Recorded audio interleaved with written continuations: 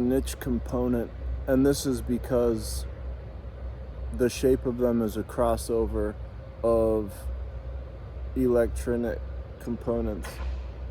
And if you're trying to understand the difference between a crankshaft and a physical thing turning into a liquid thing, like how quicksand reacts, you are gonna be like towing the line between what molecular bonds are as opposed to the anatomy of an atom that would allow it for.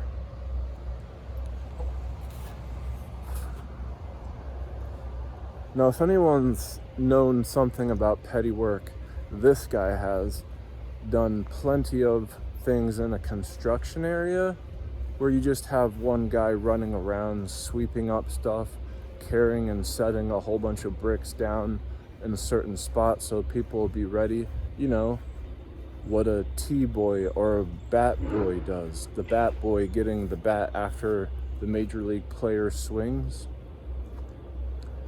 It's the owner of the team that doesn't care about the bat boy as much as he would his players.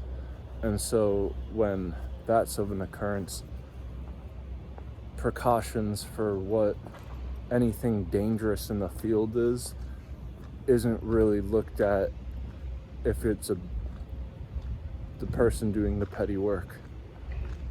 The person doing petty work has to speak up in order to have safety precautions, but it's only going to occur more than likely when it's too late. So when it's confusion of what computers are doing versus what a farmland is, and then you just have the cutting of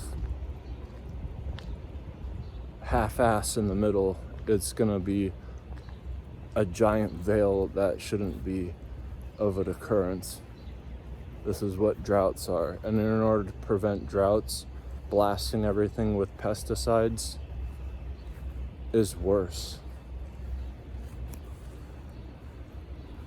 A picture frame is something that allows for the inside of it to be full exposure because everything looks better with border lines about them. That just diffracts better. But in order to live in abundance, you have to understand that what a double helix is not a module. The splitting up of a DNA is what mRNA would be splitting it up as. And so that could be quite the shape of two sides of a module. But that at its core is not what's supposed to be thought up as the double helix, because RNA would be the thing that's only taking precaution in order to keep it together. So if that's popping up and having to be rendered, that's like of a code red. So even at that length, a module thought up as the core of what a life of a double helix could be is also wrong. So if you're going to like put a veil on something, it's like a picture frame but then turned on its side. And so when that's of an occurrence, it's almost like a crankshaft being turned on its side. I just spit everywhere. And then looking at the nub of a crankshaft and seeing all chemical reactions from that just rocked my world.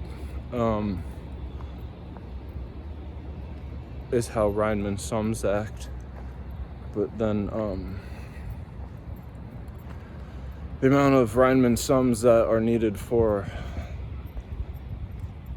you to be turned into a jellyfish is that you would have to have your organs put on the outside of your body and then your glands on the outside of your organs, and fusing those together, just having like all these veins go about them and your muscle structure, just use that as the hurdle to jump over, because a quantum leap always needs something like that.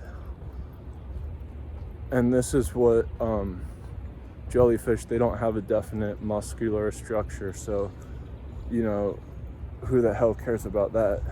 Cardiovascular.